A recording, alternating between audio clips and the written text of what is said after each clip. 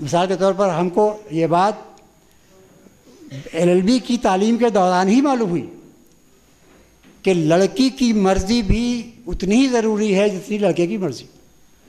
ہم سمجھتے تھے کہ نہیں لڑکی تو گھر میں رہتی ہے, اس کی طرف سے تو اس کے باپ اور ماں جو ہے وہ دے سکتے ہیں, لیکن ہمارے ٹیچر نے ہم کو بتایا اور اسلامک لاء کو پڑھاتے ہوئے بتایا کہ نہیں, اس کی مرضی لینا ضروری ہے. آپ اس کی یہ بات ہمارے غیر مسلم ساتھی جو کہا کرتے ہیں ان کے علم میں نہیں کہ صحیح اسلام کیا ہے. لڑکی کی مرضی کے بغیر شادی نہیں ہو جاتی. یہ الگ بات ہے کہ اس کی مرضی حاصل کرنے میں اس سے وہ تحریر کو نہ لی جائے, اس سے خالی معلوم کر لیا جائے, لیکن مرضی ضروری. جہاں لڑکی نے انکار کر دیا وہ نکاح نہیں ہو سکتا ہے. تو اس طریقے سے ٹیچر کی زندگی, پھر یہ اس کے بعد یہ عملی زندگی. تو میں عرض کر رہا تھا کہ عملی زندگی میں تربیت یہ تو خود ہوئی ہے, اس میں تو تربیت ہوتی ہے حالات سے نپٹنے کے لیے. لیکن اگر یہ ان حالات سے نپٹنے کے لیے آپ کا ایمان پختہ نہیں ہے تو آپ کسی میدان میں کامیابی حاصل نہیں کر پائیں گے. خواہ آپ ایک ڈاکٹر ہوں, چاہے آپ ایک وکیل ہوں, چاہے آپ بزنس مین ہوں, چاہے آپ ٹیچر ہوں, چاہے سیاستداں ہوں. آج جو ہمارے لیے ابھی ہمارے ریاض اسلم صاحب نے کہا, میں کوئی اس کو اوپر تبصرہ نہیں کروں گا, لیکن خالد صابر صاحب ایک تجربہ کار سیاسی شخصیت موجود ہے, اور مسلمانوں کی سیاسی جماعتیں خود غور کریں, میں کچھ نہیں کہہ رہا, کہ آخر کیا وجہ ہے کہ وہ اتحاد جو ہندوستان کے کچھ حصوں میں قائم ہے, آخر کیرالہ میں وہی پارٹیاں کامیاب ہو سکتی ہیں, حیدرآباد میں وہ لوگ عوام ان کے ساتھ جڑ سکتے ہیں, تو یو پی میں کیوں ایسا ہو رہا ہے کہ ان کی کوئی وہ قوت جو ہونا چاہیے وہ نہیں ہو پا رہی. ایک غور طلب مسئلہ ہے. میں اس کے بارے میں کچھ اور زیادہ نہیں کہوں گا, لیکن یہ ضرور کہوں گا کہ خواہ سیاسی جماعت مسلمانوں کی ہو یا نہ ہو, لیکن مسائل پر مسلمانوں نے اتحاد کا ثبوت دیا ہے اور اس سے مسائل حل ہوئے ہیں. چاہے وہ پرسنل لا کا مسئلہ ہو, پرسنل لا کی تحریک کسی سیاسی جماعت نے نہیں چلائی تھی, چاہے وہ شاہبانوں کا مسئلہ ہو, یا ابھی حال میں رائٹ ٹو ایجوکیشن ایکٹ کا مسئلہ ہو, یا وقف ایکٹ کا مسئلہ ہو. کسی نہ کسی حد تک رائٹ ٹو ایجوکیشن ایکٹ میں تو پوری کامیابی آپ کو ملی. پرسنل لا بورڈ کوئی سیاسی جماعت نہیں تھا, لیکن مختلف ملی جماعتوں کا ایک پلیٹ فارم ہے. اس نے یہ آواز دی تھی کہ رائٹ ٹو ایجوکیشن ایکٹ میں مدرسوں کا ایگزمپشن ضروری ہے, کیونکہ ہم اپنی تعلیم کو اس معیار پہ نہیں لے جا سکتے. اور اس تحریک, عوامی تحریک صرف جلسوں کی حد تک کی تھی, کوئی ریلیز نہیں کی گئی تھی, صرف اس کی دھمکی تھی, اور حکومت نے بالآخر اس کو مانا, اور مئی 2012 میں وہ قانون پارلیمنٹ سے پاس ہوا کہ مدرسوں کو اس سے ٹوٹلی ایگزمپٹ کیا گیا, اور عقیدتی اداروں کو بھی کچھ رعایت دی گئی. تو یہ نہیں ضروری ہے کہ جب تک سیاسی جماعت کے مسلمانوں کی طاقتور نہ ہو تب تک ان کے مسائل حل ہی نہیں ہو سکتے. بے شک حل ہو سکتے ہیں اگر وہ اس طریقے سے اپنے مسائل کو حل کروانے کی کوشش کریں, اور اس میں خلوص اور ایمانی قوت کا یقیناً دخل ہے. اس ایمانی قوت کے ساتھ جب آپ آگے بڑھیں گے تو یقیناً آپ کو اللہ تعالیٰ کامیابی دے گا. ابھی ذکر ہوا فسادات کا, بے شک فسادات ایک بڑا مسئلہ اس ملک میں ہے, چاہے وہ گجرات کے ہوں چاہے مظفر نگر کے ہوں. یہاں پر بھی ہم کو ایمانی قوت کے ساتھ ساتھ اپنے اس دانشوری کا مظاہرہ کرنا ہوگا کہ ہم کس طریقے سے اپنے معاملات کو پیش کریں.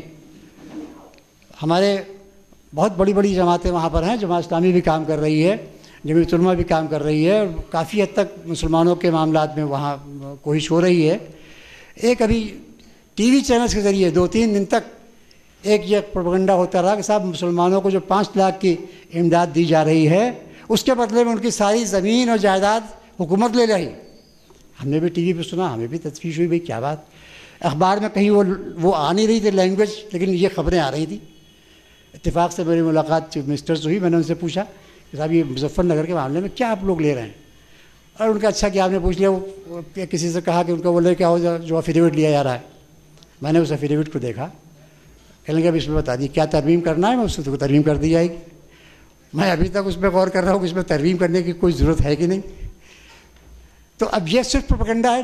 ہمارے وہاں کے ذمہ داران اس کو ایک وہ کاپی اس کی لے کر بھیج سکتے تھے, اور یہ خود بیان دے سکتے تھے کہ بھائی میں نے اسے پڑھ لیا, اس میں ایسا کچھ لکھا ہی نہیں ہے, یا کچھ ہے تو ترمیم کروا سکتے تھے. لیکن 4 دن سے میڈیا اس کو اچھال رہا ہے, اور ہمارے کسی ساتھی نے نہ وہاں سے ہم کو لے کے بھیجا, اور نہ ہی ہم کو یہ کہا کہ بھائی اس میں کچھ نہیں ہے. اور یا اس میں یہ ترمیم کر دی جائے، تو ہمیں اپنے معاملات کو بھی اس میں سمجھ سے کام لینا ہوگا کہ ہم ایسا نہیں ہے کہ مظفر نگر میں ہمارے خود ساتھ کے پڑھے ہوئے علی گڑھ کے وہاں پر ایڈوکیٹ ہیں، رونق سعیدی صاحب ایڈوکیٹ، ان کے ذریعے سے ہم نے اور کئی باتیں میں جو انہوں نے مشورہ دیا وہ کام کروایا۔ وہاں کے ڈی جی سی کرمنل کے بارے میں شکایت تھی کہ وہ ان لوگوں سے ملا ہوا ہے، اس کو تبدیل کرنے کی بات تھی، انہوں نے مشورہ دیا، ہم نے بات کی، ہاں ان کی مرضی کے مطابق تبدیلی ہو گئی۔ تو ایسا نہیں کہ کوشش کی جائے تو نہیں ہو سکی، لیکن اب ہم اپنے معاملات میں خود ہی نہ دخل دیں، ہمارے ساتھی جو وہاں پر ہیں موجود ہیں وہ خود نہ کرے، تو یہی ہے کہ ہماری یہ اپنی کمی ہے، اور اس میں کہیں نہ کہیں ہمیں لگتا ہے کہ اپنی ہماری ایمانی مضبوطی ہے اس میں کمی ہے۔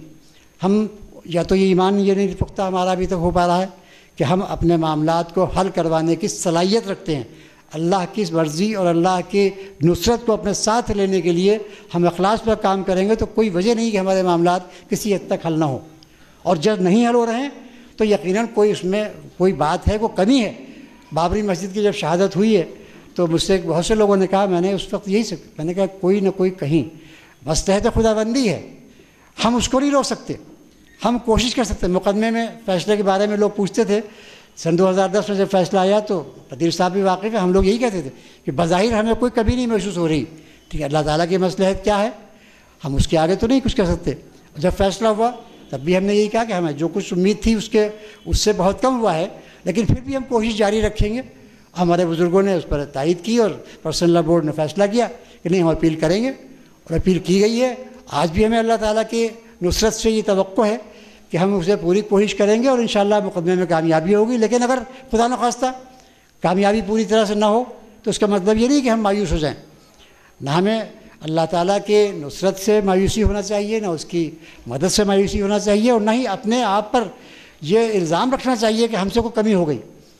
ہمارے ایک ساتھی نے پرسنل لا بورڈ کی میٹنگ میں ایک جملہ کہا تھا کہ لگتا ہے کچھ ہماری طرف سے کمی ہو گئی، تو مجھے یاد پڑتا ہے شاید قدیر صاحب ہی نے کہا کہ آپ کو قانون کی واقفیت نہیں ہے، میں پوری طرح جانتا ہوں کہ ہماری کہیں کمی نہیں ہے، لیکن اب جج کے اوپر ہے کہ جج اگر ہماری کمی نہ ہونے کے بعد بھی کوئی فیصلہ غلط کر دے تو اس پر تو ہم قادر نہیں ہیں۔ ہاں، سپریم کورٹ میں ہم نے سارے جو غیر مسلم سینئر ایڈوکیٹس جو بیسٹ ہو سکتے ہیں انہوں نے ہماری اپیل کی، اور کسی کے نظر میں نہیں ہے۔ اور اس فیصلے کے بارے میں تو خیر میں آپ کا وقت نہیں لوں گا چونکہ تبصرے آ چکے ہیں، farmer chief justice of India اور کسی نے کسی نے تبصرہ کیا ہے۔ تو میرا کہنے کا مقصد صرف یہ تھا کہ تربیت، دینی تربیت، وہ ماں کی گود سے شروع ہو کر جیسا کہا گیا کہ آخر تک جاری رہتی۔ ہمارے وہ ساتھی جو خود وکالت کر رہے ہیں، جو خود ڈاکٹری کر رہے ہیں، جو بزنس کر رہے ہیں، جو سیاست میں ہیں، جو کسی بھی میدان میں کام کر رہے ہیں، ان کی بھی تربیت کی ضرورت ہے۔ ظاہر ہے ان کی تربیت کسی کلاس روم میں نہیں ہوگی، میں صرف ان سے یہ عرض کروں گا کہ ان کو اپنے اندر یہ ایمان پختہ کرنا ہوگا کہ کوشش کرنا ان کا کام ہے، کامیابی اور ناکامی خدا کے اختیار میں، اور اگر کامیابی ملتی ہے تو شکر ادا کرنا ہوگا، ناکامی ملتی ہے تو بھی جد و جہد جاری رکھنا ہوگی۔ اگر آپ اس جذبے سے کام کرتے ہیں، اگر آپ کے اندر یہ ایمانی قوت پیدا ہو جاتی ہے تو پھر آپ کے لیے مسائل بہت آسان ہیں، اور ہمارے لیے مشترکہ طور پر حکومتوں سے بھی اپنے حقوق حاصل کرنا بہت آسان ہوگا۔ بدقسمتی یہ ہے کہ ہم کبھی اگر سیاسی جماعت میں ہیں تو یہ سوچتے ہیں کہ ہمارے عہدے منحصر ہیں ہمارے لیڈر پر، اگر ہم کسی ایسے پیشے میں ہیں جہاں پر کوئی فیصلہ کسی اور کے اختیار میں، اگر ہم وکیل ہیں تو ہم یہ سمجھتے ہیں کہ جیسے کہ ہماری رزق وہ ججوں کے اختیار میں ہے۔ میں صرف ایک معمولی سے واقعہ ذکر کرتے ہوئے چلوں گا۔ میں نے جب یہ بابری مسجد کے مقدمے میں وکالت شروع کی تو ہمارے ایک بہت ہی دیندار ساتھی، ہمارے ضلعوں کے وکلا ہی ہم کو مقدمات لاتے ہیں، اور اس میں مسلمان اور ہندو دونوں ہوتے ہیں، تو مسلمان وکیل ہمارے بہت ہمدرد، وہ میرے پاس آئے اور انہوں نے کہا کہ بھائی مقدمہ دینے کے لیے، اور کہا دیکھو بھائی میں سمجھتا ہوں کہ تم اس مقدمے میں چھوڑ دو۔ میں نے کہا کیوں؟ کہ نہیں، ججز کے ذہن میں یہ بات آئے گی کہ تم کرمنل ہو، تمہارے ساتھ ججز انصاف نہیں کریں گے۔ میں نے ان سے کہا دیکھیے آپ کے مشورہ یقیناً بہت اہم ہے، اور میرے لیے آپ نے کہا ہے، لیکن میرا عقیدہ یہ ہے کہ رزق اللہ تعالیٰ دیتا ہے، آپ صرف ایک ذریعہ ہیں اس کا۔ آپ نہیں آئیں گے 10 اور وکیل آ سکتے ہیں، اور نہیں آئیں گے تو بھی ہم سمجھیں گے کہ یہ رزق اس پیشے سے ہمارے لیے نہیں پیدا ہے، کسی اور پیشے سے ہوگا۔ خیر میں نے ان سے معذرت کر لی، ان کے مشورے عمل نہیں کیا، لیکن وہی ہوا کہ پورے 24 साल यानी 86 से तहरीक शुरू हुई थी और 69 में फैसला हाई कोर्ट का हुआ है। मुझे कभी ये दिक्कत नहीं हुई कि वकालत के अलावा किसी और ज़रिए से अपना रिस्क तलाश करने की कोशिश करूं। तमाम वक्त वकालत उसमें मुकदमे में लगा रहा, लेकिन फिर भी इतनी आमदनी वकालत से हो जाती थी कि हमें अपने ख़र्चे पूरे करने में कोई दिक्कत नहीं आई। तो ये मैं सिर्फ इसलिए आपसे कह रहा हूँ कि आपके अंदर भी ये एतमाद पैदा होना चाहिए, हमारे वकील साथियों में एतमाद पैदा होना चाहिए, डॉक्टरों में होना चाहिए कि अगर हम वक्त देते हैं, यकीनन वक्त का नुकसान होता है, आपका पैसा कमाने का भी वक्त उसमें लगता है, लिहाजा आपकी आमदनी कम होती है, लेकिन अल्लाह ताला रिस्क देने वाला है, रिस्क का ज़रिया दूसरे बनते हैं, कोई आदमी और वो रिस्क दे नहीं रहा है। और ये ईमान जब हमारा पुख्ता हो जाएगा तो यकीनन हमारी तरबियत एक दीनी माशरे की तरबियत कहलाएगी। वक्त काफ़ी हो चुका है, लिहाजा मैं अपनी बात को ख़त्म करते हुए सिर्फ इसी बात पर जोर दूँगा कि तरबियत बच्चों में भी जहाँ तक हो सके ये जहन पैदा करने की कोशिश की जाए, लेकिन ये जहन पुख्ता जहन होने के बाद ही ज़्यादा आसानी से बनता है। और पुख्ता जहन उस वक्त होता है जब आप अपने बलूगत में पहुँचते हैं, आप ग्रेजुएशन कर चुके होते हैं, आप मास्टर डिग्री कर रहे होते हैं, उसके बाद आप दाखिल होते हैं अपनी अवली ज़िंदगी में। उस वक्त से अगर आपका ये जहन, जिसकी बुनियाद तो पड़ जाएगी बचपन में, लेकिन यहाँ से आपको अपना जहन अगर आपका ये पैदा हो जाता है, आपका ईमान पुख्ता हो जाता है, तो मैं समझता हूँ कि आपकी बहुत बड़ी हद तक दीनी तरबियत हो गई। और फिर आप जो कुछ करेंगे, आपका सामने मिशन यही रहेगा कि हमारे इस काम से अल्लाह ताला की हमको रज़ा हासिल होगी या नहीं होगी, और इस काम से हमको अपने दीन में अपनी दीनी ज़िम्मेदारियाँ पूरी करने का मौका मिलेगा या नहीं मिलेगा। आपके सामने ये कतई नहीं होगा कि हमारे इस अमल से फ़लाँ अफसर या फ़लाँ लीडर या फ़लाँ हमारा मालिक वो खुश होगा या नाराज़ होगा। यहाँ सब आपकी चीज़ें जुज़वी हो जाएंगी। तो इस ईमानी ताकत के पैदा करने की तरबियत हर एतबार से हर मौके पर करने की ज़रूरत है। ये आपका जलसा भी मैं इसको यही समझ रहा हूँ, ये भी एक तरबियत का ज़रिया है, बड़ों की तरबियत। उसके बाद बड़ों के साथ में इस पैगाम लेकर जो लोग इसको कबूल करते हैं, उस पर अमल करते हैं, उनके ज़रिए से दूसरों की तरबियत। तो हमको अवामी सतह पर इस तरबियत को, इस जहन को, इस ईमानी क़ुव्वत को पुख्ता करने के लिए हर मुमकिन कोशिश करने की ज़रूरत है, जिस मैदान में भी हम हों। इन्हीं अल्फाज के साथ मैं आज के इस जलसे के मुंतज़मीन का शुक्रिया अदा करता हूँ और आप लोगों को इसकी मुबारकबाद देता हूँ कि आप ऐसे कामयाब जलसे करते हैं, जिससे यकीनन इस्लाह होती है और तरबियत होती है, दीनी मिजाज पैदा होता है। उम्मीद है कि इसका भी कुछ न कुछ असर होगा। शुक्रिया।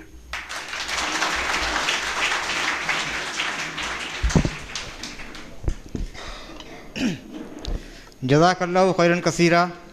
अगला हमारा जो प्रोग्राम है वो ये है कि हमें अपने मेहमानों को एक यादगार पेश करनी है। तो मैं दरख्वास्त करता हूँ ब्रदर मोहम्मद अहमद अली साहब से कि वो डायस पर तशरीफ़ लाएँ और जनाब एम कदीर साहब की खिदमत में तहनीतनामा मेमेंटो पेश करें।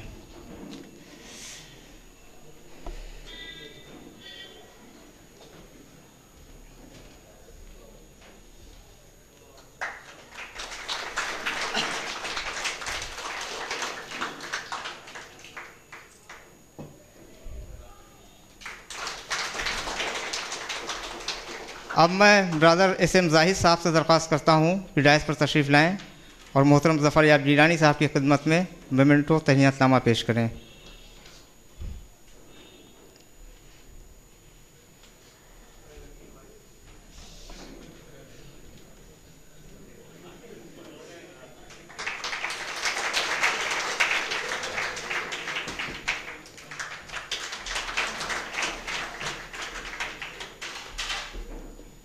हम बहुत बहुत शुक्रगुज़ार हैं अपने तीनों मेहमानों के।